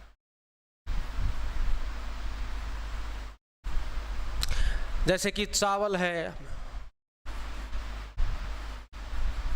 राइस के बारे में बात करूं यहां पर मैं, जैसे कि टमाटर है, टोमेटो के बारे में बात करूं यहां पर मैं, जैसे कि आप यानी कि पालक के बारे में, यानी कि पालक है भाई, पालक के बारे में बात करूं यहां पर मैं, जैसे कि यहाँ पर यानी कि दूध है भाई, मिल्क के बारे में बात करूं यहाँ पर मैं, जैसे कि पल्स है, जितनी भी कोई भी दाल है तो उसके बारे में यहाँ पर बात करूं मैं, इन सभी के अंदर क्या पाया जाता है, तो बच्चे यानी कि याद रखिए इन सभी के अंदर यानी कि एक कंपाउंड पाया जाता है, और उस कंपाउंड का नाम क्या है, देखिए इन सभी के अंदर पाया जाता है calcium, calcium oxalate, calcium oxalate ये पाया जाता है इन सब के अंदर, कैल्शियम ऑक्सिलेट, हिंदी में भी लिख देता हूं साथ साथ में, कैल्शियम ऑक्सिलेट बच्चे इन सभी के अंदर इसकी मात्रा पाई जाती है, ठीक है। और ये जो कैल्शियम ऑक्सिलेट है इससे क्या होता है बच्चे, इस कैल्शियम ऑक्सिलेट के कारण, इस कैल्शियम ऑक्सिलेट के कारण क्या होगा, ये हमारे शरीर में जमना शुरू हो जाता है कैल्शियम ऑक्सिलेट, ये जमना शुरू होता है कहाँ, या तो किडनी में, या तो ये किडनी में जमता है बच्चे, और या ये जमता है बच्चे गाल ब्लैडर के अंदर, यानी गाल ब्लैडर के अंदर। गाल ब्लैडर होता है बच्चे पित्त की थैली, आपने सुना भी होगा पित्त की थैली के बारे में, पित्त की थैली या किडनी के अंदर। तो इन दो में स्टोन इसके कारण होता है, ठीक है, इन्हें दोनों के कारण ये स्टोन बनता नहीं पता होता जी, बिल्कुल जो है। तो ये बच्चे यानी कि आप याद रखिए इस बात को, यानी कि अगर आप इन प्रोडक्ट को खाते हैं, ऐसा अब आप कई सोच रहे होंगे सर ये प्रोडक्ट के बिना तो हमारा काम ही नहीं चलता, ठीक है, ये तो हम डेली यूज में खाते हैं प्रोडक्ट, तो बिल्कुल आपकी बात बिल्कुल सही है, ठीक है, आप इनकी बिल्कुल सही हैं, लेकिन ये प्रोडक्ट उन्हीं के शरीर में जमेगा जिनके शरीर में पानी की कमी है या फिर वो पानी कम पीते हैं। तो यानी कि इन केस ऐसी कंडीशन के अंदर आप रेगुलरिटी यानी कि आपकी बॉडी में अच्छा पानी यानी कि इस्तेमाल है, तो आप शायद यानी कि वो जमना नहीं शुरू होगा, या फिर आपकी किडनी में कुछ वेस्ट मटेरियल जम के और वो बिल्कुल ब्लॉक हो चुकी हो, ठीक है, तो इस कंडीशन में जमना शुरू हो जाएगा। मेरी बात समझ पा रहे हो आप? जो है इस चीज़ के बारे में जो मैंने आपको बताया, तो मैंने क्या बताया बच्चे, ये सभी के शरीर में कैल्शियम ऑक्सलेट नहीं जमता। क्यों नहीं जमता? क्योंकि पानी के साथ साथ पेशाब से बाहर हो जाता है। हम रेगुलर बॉडी में पानी पीते हैं, पानी नहीं पिएंगे तो जमना शुरू हो जाएगा, ठीक है, बाकियों के शरीर में ये नहीं जमता, नहीं पता हो तो, ठीक है, हाँ जी बिल्कुल सही बात है। तो हाँ ये कि डॉक्टर वगैरह बताते हैं, कई बच्चों कमेंट आ रहे हैं यहाँ पर कि गुरुजी सोडा वाटर पीने से पथरी भर जाती है, पथरी बाहर आ जाती है, ठीक है, तो उसका क्या कारण है, ठीक है। तो बच्चे ऐसा है जी, सोडा वाटर पीते हैं या फिर यानी कई बार लोग ने देखा आप लोगों ने तरबूज बियर का इस्तेमाल करते हैं, ठीक है, तो उसमें यही तो है, ठीक है, ऐसी चीजें यानी कि खाएंगे जो बिल्कुल ठंडी है, जिनसे बॉडी से जो पेशाब यूरिन बार बार आता है तो उससे वो कट के बाहर आ जाती है, ठीक है। उसका मतलब कोई ये नहीं कि किडनी का स्टोन है कि बियर पिएंगे तो ही बॉडी से बाहर आएगा, ऐसा नहीं है। क्यों नहीं है? क्योंकि बीर का कनेक्शन को किडनी स्टोन से नहीं है, आपको बताओ यहाँ पर मैं पानी का कनेक्शन है, ठीक है, पेशाब आना चाहिए बॉडी से बाहर, ताकि कट के बाहर आ जाए। आप यानी कि ज्यादातर मात्रा में पानी पिए, या फिर सोडा वाटर, बियर है या फिर तरबूज है, ठीक है, यहाँ पर यानी कि कोई बियर को या फिर अल्कोहल को आपको मैं कोई यहाँ पर उसको प्रोत्साहित नहीं कर रहा है बिल्कुल भी मैं, ठीक है, हाँ उसको मैं यानी कि क्या नहीं कर पा रहे यहाँ पर बिल्कुल भी, भाई यहाँ पर मैं कोई उससे प्रोडक्ट को जो है आपके लिए इनकी प्रोत्साहित नहीं कर रहा जो है, ठीक है। मैंने आपको बता दिया कि बीर का कोई कनेक्शन नहीं है स्टोन को काटने के लिए, पानी का कनेक्शन है, ठीक है, यानी उससे बॉडी से बाहर होते हैं। लेकिन इन केस में जैसे कि मैंने बताया आपको, मैंने ऐसा करते हैं लोग इनकी जो है सोडा वाटर बियर वगैरह पीते हैं यानी उसको स्टोन को काटने के लिए, कि मेडिसिन के तौर पर जो है, ठीक है। लेकिन आपको मैंने ये चीजें बिल्कुल क्लैरिफाई मैंने कर दी है, क्या कि बीर का कनेक्शन या सोडा वाटर कनेक्शन स्टोन से नहीं है, स्टोन का कनेक्शन किससे है? स्टोन हमेशा पानी से बाहर होता है, ठीक है, आप यानी पानी दबा के पीते हैं तो स्टोन बाहर होगा, यानी कभी भी यानी कि वो चीज से ये नहीं कि भी उसी से कटे। कहने की बात ये कि बीर का और स्टोन से कोई कनेक्शन नहीं है, लेकिन पानी का कनेक्शन है। इतनी बोर्ड यानी कि सीधी सी बात, एक छोटा सा एग्जांपल लेता हूं आपको मैं, एक वेस्ट मटेरियल है बॉडी में, वो है इकट्ठा करने का, वो क्या हमारा किडनी है, ठीक है। आप घर पे डस्टबिन इस्तेमाल तो करते होंगे, छोटा सा मैं एक एग्जांपल के तौर पर समझाऊंगा, आपको अच्छा समझ में आ जाएगा, ऐसे तो आपको शायद ना भी समझ में आए। देखिए बच्चे क्या है, आपके घर पे डस्टबिन है, डस्टबिन में आप कूड़ा कचरा गिरते हैं, डस्टबिन तो कूड़ा कचरा डालने के लिए होता है, सीधी सी बात है, ठीक है। अगर डस्टबिन की आप सफाई नहीं करेंगे हफ्ता या 10 दिन के अंदर, तो सारा डस्टबिन भर जाएगा, और डस्टबिन भर गया है वो, और उसके अंदर आप कोई भी चीज डालेंगे तो बाहर तो आएगी ना, सीधी सी बात है। अब वो डस्टबिन आपने पूरा भर गया है, तो उसके अंदर कुछ ऐसे प्रोडक्ट भी हैं, छोटे छोटे कण, जो नीचे जाके बिल्कुल जम जाते हैं और बिल्कुल काला हो जाता है, बिल्कुल वही बात किडनी का है।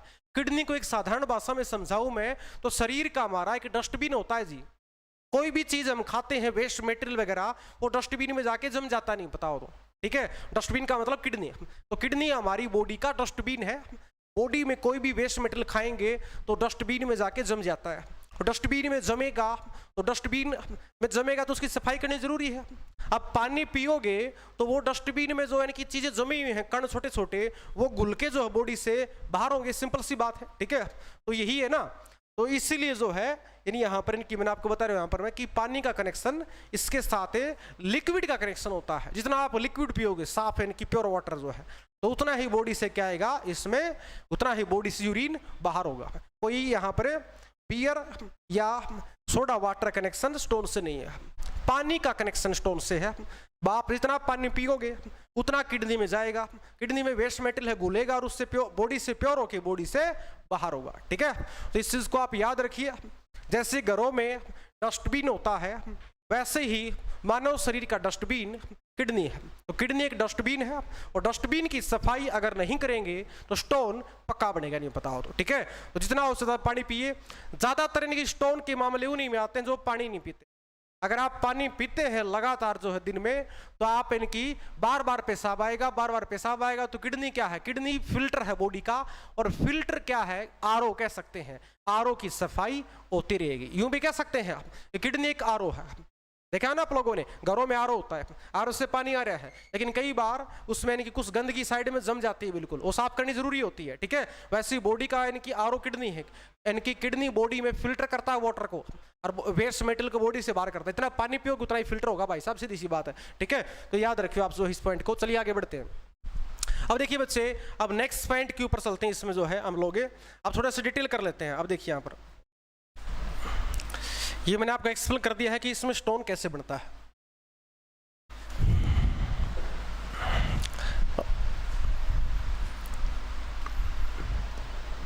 अब डिटेल लिख देता हूं यहाँ पर फटाफट में, उसके बाद चैप्टर को हम क्लोज करेंगे। किडनी की यहाँ पर डिटेल लिख देता हूं मैं, यहाँ डिटेल आप लिख सकते हैं। सबसे पहली बात, वेट किडनी का कितना होता है, वेट। बच्चे किडनी का जो वेट है, इसका जो वजन है एक किडनी का, प्रत्येक किडनी का जो वजन है वो कितना होगा, लगभग यानी कि इसमें एक किडनी का वजन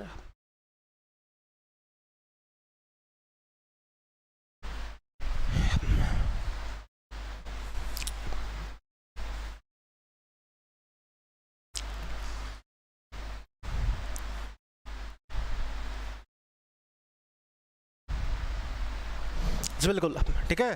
तो किडनी का वजन बच्चे 50 ग्राम एक किडनी का वजन इतना पाया जाता है। ठीक है जी। तो उसके बाद आगे बात करूं यहाँ पर मैं, एक किडनी का वजन 140 से 50 में लिख सकते हैं। 150 ग्राम बिल्कुल करेक्ट होगा, 140 से 150 ग्राम। ठीक है जी। उसके बाद किडनी की मापने की इकाई क्या होती है, इसकी यूनिट क्या होती है, तो आप लिख सकते हैं यूनिट ऑफ किडनी।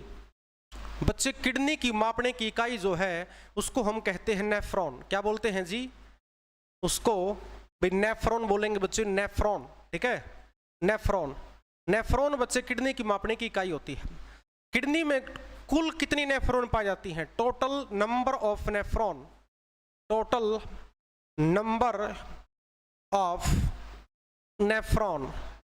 किडनी के अंदर बच्चे कुल नेफ्रॉन की संख्या कितनी पाई जाती है, तो ये पाई जाती है लगभग 10 से 11 मिलियन, या लगभग कह सकता हूं 12 से यानी कि 1 करोड़ 20 लाख से 1 करोड़ 30 लाख, 1 करोड़ 20 लाख से यानी कि 1 मिलियन में 10 लाख होता है। ठीक है, तो लगभग 1 करोड़ 20 लाख से 1 करोड़ 30 लाख, अगर करोड़ की बात की जाए तो 1 करोड़ 30 लाख के करीब पाई जाती है, या 10 से 11 मिलियन औसतन कह सकते हैं, एवरेज। ठीक है जी। हाँ जी, सतीश 450 ग्राम नहीं होती सतीश, 150 ग्राम होती है। किडनी आधा किलो किडनी कब से होने लगी। ठीक है, 450 ग्राम का थोड़ा होता है। ठीक है, तो चलिए अब नेक्स्ट पॉइंट के ऊपर बात करते हैं बच्चे। नेक्स्ट पॉइंट के ऊपर आशुतोष अरब में नहीं है, करोड़ में है। ठीक है, हाँ अमरजीत दूल, हाँ धन्यवाद। चलिए उसके बाद नेक्स्ट पॉइंट के ऊपर देख लीजिए। यहाँ पर बात की जाए तो नेक्स्ट पॉइंट हमारा, अब बच्चे किडनी के बारे में बात करूं। किडनी का काम क्या है, इसका काम, इसका कार्य क्या है, वर्क लिख देते हैं यहाँ पर। कार्य क्या है, शरीर के पानी को अवशोषित करती है, शरीर के पानी का अवशोषण करना, भाई शरीर के पानी का अवशोषण, absorption of human body water and, उसके बाद दूसरा काम क्या है, यह रक्त को शुद्ध करती है, प्योरीफाई ऑफ ह्यूमन ब्लड कह सकता हूं मैं, रक्त को शुद्ध करती है, रक्त को शुद्ध करती है, इसका काम ये है। दो काम है किडनी के, याद रखना इस बात को आप लोग, ठीक है। शरीर के पानी का अवशोषण व रक्त को शुद्ध करती है, ठीक है। नेक्स्ट पॉइंट अगला, उसके बाद वो किडनी के बारे में बात करूं यहां पर मैं, तो हमारी बॉडी में जो किडनी है, किडनी के बारे में अगर क्वेश्चन आ जाए, स्टडी ऑफ किडनी किस में किया जाता है, तो ये नेफ्रोलॉजी के अंदर किया जाता है, इंपॉर्टेंट बात, ठीक है जी। तो ये हाँ 30, सॉरी सर कोई बात नहीं, कोई नहीं, चलता रहता है, ठीक है। आपको पता नहीं इसलिए तो आप पढ़ रहे हो, ठीक है। 450 ग्राम नहीं 150 ग्राम है, हाँ। उसके बाद क्या है जी किडनी के बारे में, सॉरी सारी मांगने की कोई जरूरत नहीं है, कोई आवश्यकता नहीं है, आपको नहीं पता आप इसीलिए पढ़ रहे हैं, ठीक है। उसके बाद देखिए बच्चे, study of kidney, study of kidney, study of kidney जो है ये किस में किया जाता है बच्चे, ये किया जाता है नेफ्रोलॉजी में, नेफ्रोलॉजी के अंदर, ठीक है जी। नेफ्रोलॉजी याद रखियो आप लोग, नेफ्रोलॉजी, ठीक है। उसके बाद बात की जाए किडनी के बारे में और पॉइंट, एक्स्ट्रा पॉइंट हमारे, तो यूरिन के बारे में कुछ से बात कर लेते हैं। ये तो मैंने बता ही चुका हूँ आपको, यहाँ पर मैं ये बात मैं बता दी, कैल्शियम ऑक्सलेट अगर जमेगा तो इससे क्या बनेगा, स्टोन, ये पथरी बनाता है, इसके जमने से पथरी बनती है, पथरी बनती है, ये तो आपने टाइप कर ही लिया होगा, ठीक है। अब थोड़ा सा यूरिन के बारे में फटाफट देख लीजिए डिटेल, कुछ पेशाब के बारे में भी लिख देता हूँ यहाँ पर मैं, यूरिन के बारे में, पेशाब के बारे में, यही लिख देता हूँ मैं नीचे यहाँ पर, पेशाब। भाई सबसे पहली बात है, थोड़ा सा साइड में लिखना पड़ेगा, स्पेस हमारे पास बोर्ड का कम है जी, ठीक है। तो कहाँ लिखें जी, जगह तो नहीं है, ये उतार लिया होगा आपने शायद, यहाँ लिख देता हूँ मैं, ये कैल्शियम ऑक्सलेट वाली बात तो आपने लिख ही ली होगी,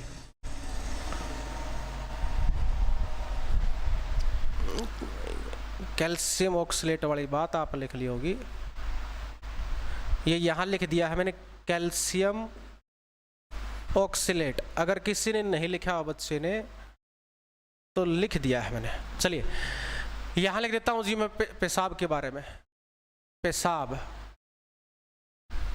यूरिन, आपको इतना डिटेल से बहुत कम बुक्स में मिलता है, लेकिन यहाँ पर आपको सारा डिटेल से बताएंगे। यूरिन, सबसे पहली बात, शरीर में यूरिन की मात्रा कितनी पाई जाती है, क्वांटिटी,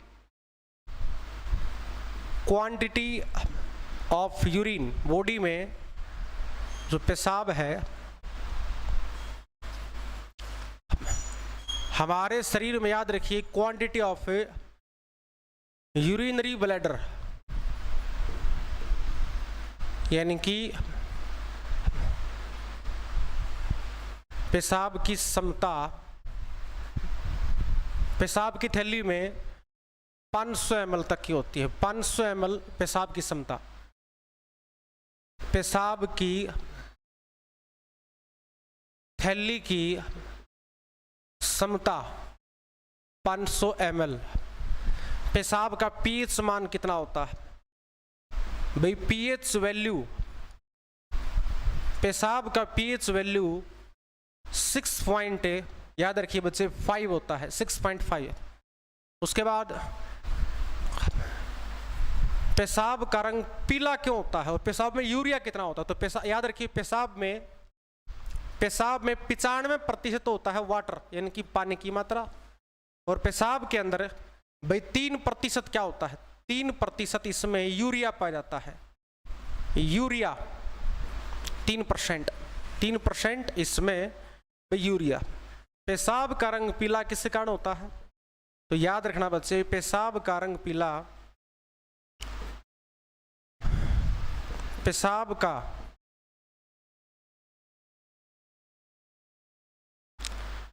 का रंग पीला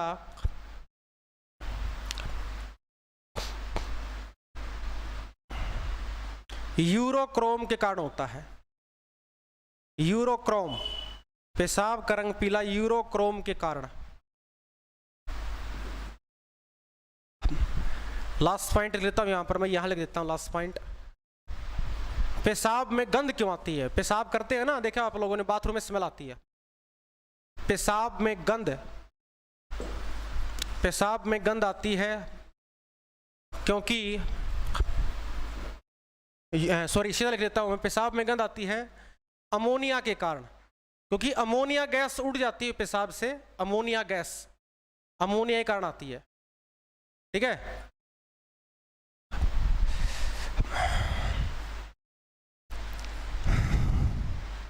बिल्कुल।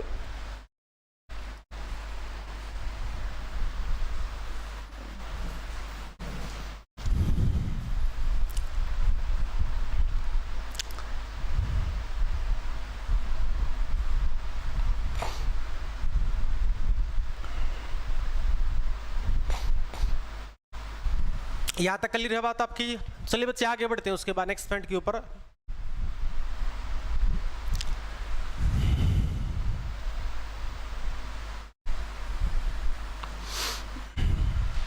चलिए, तो ये था बच्चे आपका किडनी का चैप्टर। किडनी का चैप्टर बिल्कुल कंप्लीट बता दिया है मैंने आपको, कोई इसमें कोई पॉइंट पेंडिंग नहीं है।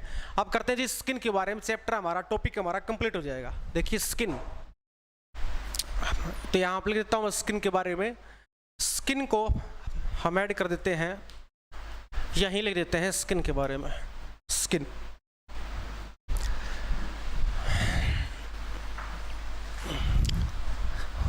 दो 3 मिनट लगेंगे स्किन के बारे में हमारा, फिर टॉपिक हमारा कंप्लीट हो जाएगा। ये हो गया, बस हो गया।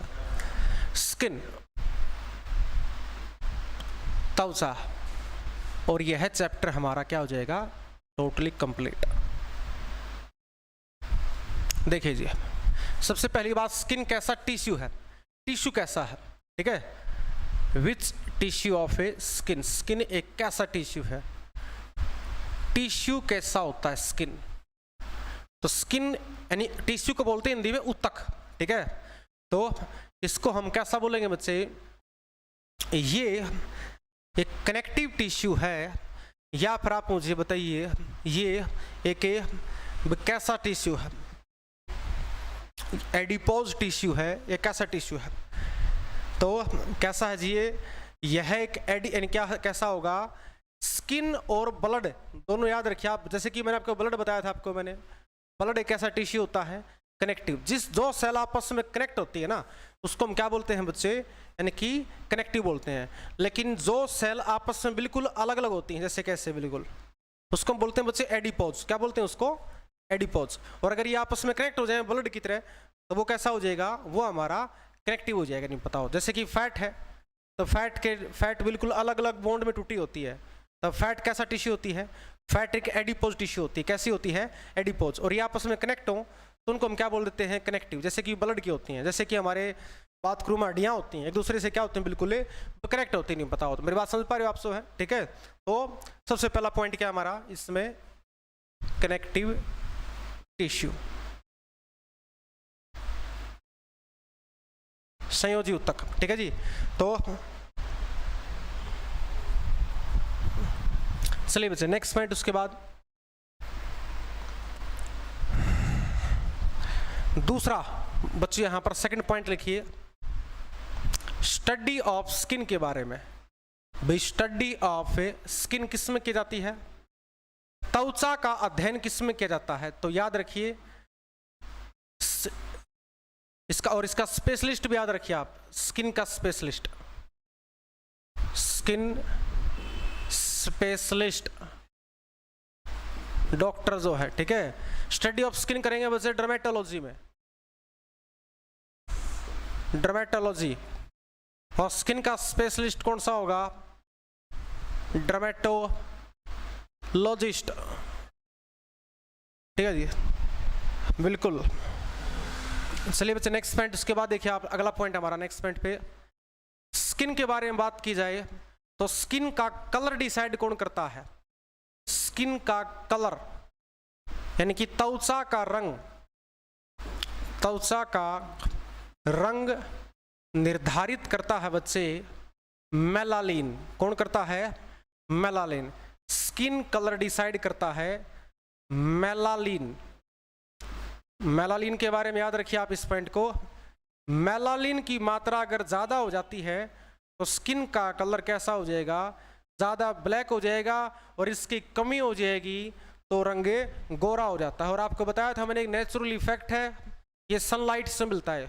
और मेलानिन सिर्फ स्किन में नहीं होता, बाल, एयर, आइज और स्किन तीनों में पाया जाता है। ठीक है, आपने देखा भी होगा ध्यान से, ये हमारा जो अर्थ है ना, अर्थ है, और ये है सूर्य। ठीक है, तो आपने एक चीज ध्यान दी हो आप लोगों ने, यानी कि अर्थ के ऊपर क्या है बच्चे, अर्थ के ऊपर सनलाइट इक्वेटर के ऊपर भूमध्य रेखा के ऊपर पड़ती है डायरेक्ट। ज्योग्राफी वाले सर से आपने पढ़ी होगी आपने ये बात। ठीक है, यानी कि भूमध्य रेखा के ऊपर बच्चे, भूमध्य रेखा को बच्चे इंग्लिश में इक्वेटर बोलते हैं। ठीक है, हाँ, तो इक्वेटर के ऊपर यानी कि सनलाइट डायरेक्ट पड़ती है तो यहाँ पर गर्मी ज्यादा होती है।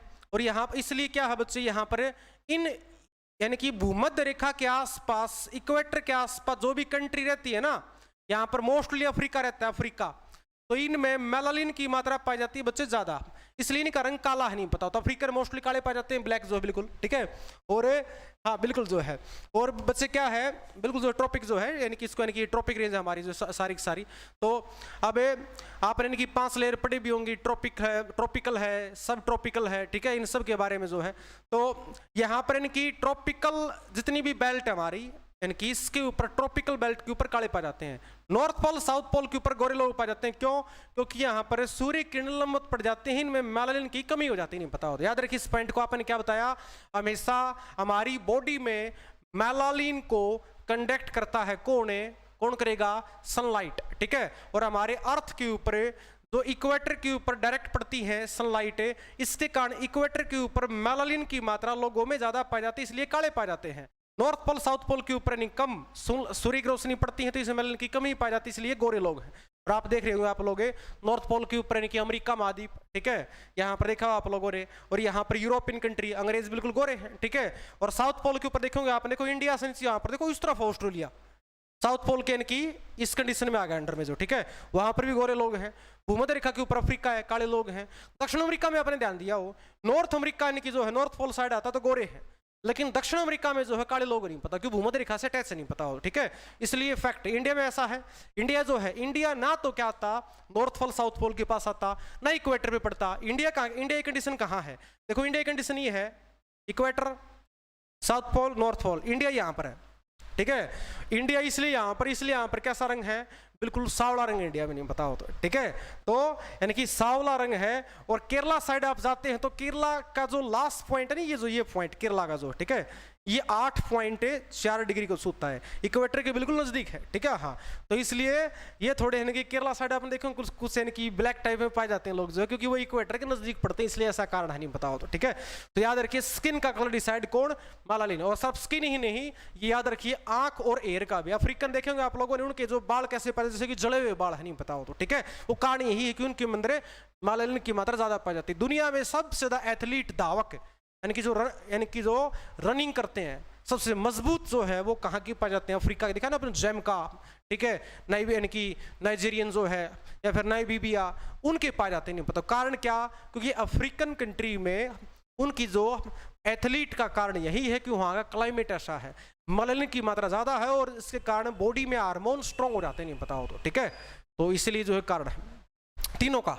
स्किन ये लिख देता हूं मैं, स्किन, हेयर एंड आइज, त्वचा, बाल और आंखों का रंग निर्धारित मेलानिन के कारण ही होता है। ठीक है, लास्ट पॉइंट लिख लीजिए इसमें स्किन के बारे में। स्किन जो है, त्वचा,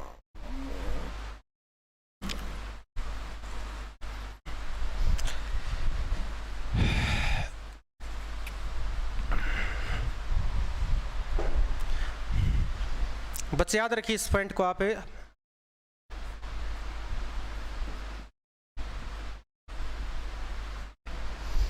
अगर पूछ ले आपसे स्किन के बारे में वो, कि स्किन की लेयर पूछ लेगा बच्चे, लास्ट पॉइंट लिख देता हूं मैं, स्किन की लेयर। तो बच्चे स्किन की जो लेयर होती है ना, वो मेनली होती है 3 लेयर, लेकिन इंपॉर्टेंट आपसे पूछता है 2 लेयर के बारे में, उनके पार्ट आ जाते हैं। एक तो बच्चे डर्मिस, डर्मिस और एक एपिडर्मिस। डर्मिस और एपिडर्मिस, इनको आप याद रखिए। और एक होती है एक्टोडर्मिस या इंडोडर्मिस भी कह देते हैं। तीसरा लिख देता हूं, चलो मैं यहाँ पर, मैं वैसे तो दो का ही इस्तेमाल ज़्यादा होता है, तीसरी भी लिख देता हूं मैं। इंडोडर्मिस या एक्टोडर्मिस। स्किन की बच्चे 3 लेयर होती हैं, 3 लेयर, ठीक है। और ये जो 3 लेयर है इनके पार्ट लिख देता हूं मैं। प्रश्न की बारी आ जाता है कि नाखून और बाल जो है किस यानी किसका पार्ट है, स्किन की कौन सी लेयर का। और जो पसीना है शरीर में, पसीना वो किस लेयर से बाहर होता है, ये क्वेश्चन की बार आ जाता है, ठीक है। तो याद रखिए इस चीज में आप, जो डर्मिस पार्ट है ना बच्चे, डर्मिस, देखो डर्मिस का मतलब क्या, बाहर वाली या अंदर वाली। और एपिडर्मिस का मतलब क्या, बाहर वाली के अंदर वाली। एपी का मतलब क्या आप समझते हो, एपी का मतलब है बाहर वाली जो है, और डर्मिस का मतलब अंदर वाली, ठीक है। तो याद रखिए बच्चों, एपी का मतलब ये जो है इनर लेयर है, इनर। और ये कौन सी है, ये एक्सटर्नल लेयर, आउटर लेयर भी कह सकते हैं, एक्सटर्नल, ये एक्सटर्नल लेयर है। लिख लीजिए बच्चे, डर्मिस का पार्ट क्या होता है। डर्मिस के अंदर आते हैं बच्चे यहां पर क्या, फर्स्ट आता है डर्मिस के अंदर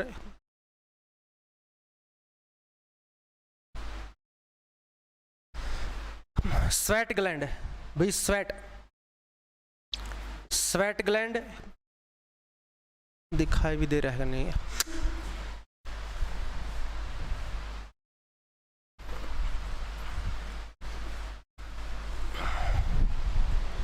बोल्ट, आशुतोष, हाँ बिल्कुल सही बात है, बोल्ट तो है ही तगड़ा दावा के। थोड़ा ऊपर लिख देता हूं मैं,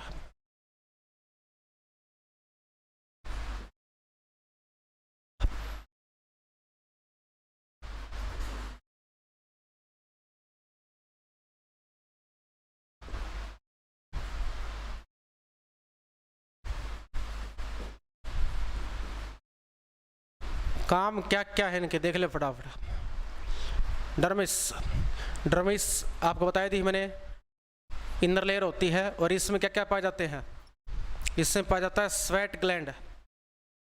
स्वेट ग्लैंड का मतलब क्या, संवेद ग्रंथि होती है इसमें। और स्वेट ग्लैंड का मतलब क्या, डर्मिस से बाहर क्या होता है, पसीना। स्वेट ग्लैंड किसको बाहर करेगी, पसीने को, पसीना बाहर होता है, स्वेट बाहर होता है।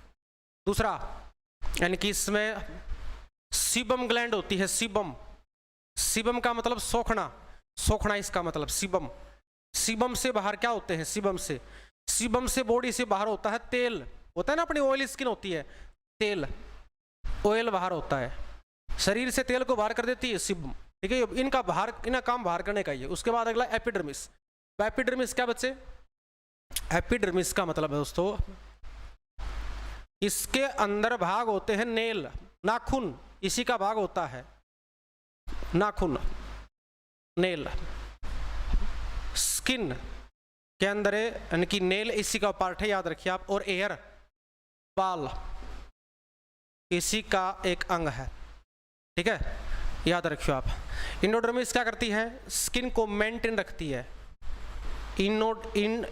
इंडोडर्मिस बीच की लेयर होती है, स्किन मेंटेन रखती है, ये स्किन को कंट्रोल करती है।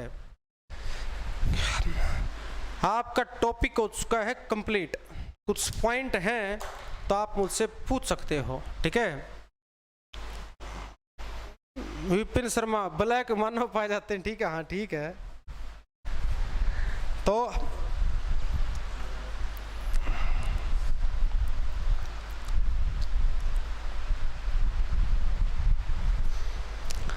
क्या ये टॉपिक समझ में आ गया आपको? एक्सक्रेटरी सिस्टम आपका बिल्कुल पूरा हो गया बच्चे। कोई फटाफट कमेंट करना हो तो बताइए फटाफट, जो है कुछ पूछना हो तो, ना फिर नेक्स्ट क्लास होगी आपकी, ठीक। जो भी है मतलब आपकी नेक्स्ट क्लास है या नहीं वो मुझे पता नहीं है, वो तो आपको पता ही होगा, आपके पास शेड्यूल वगैरह होगा। कोई डाउट है तो बताइए ना, फटाफट इससे क्लोज करें।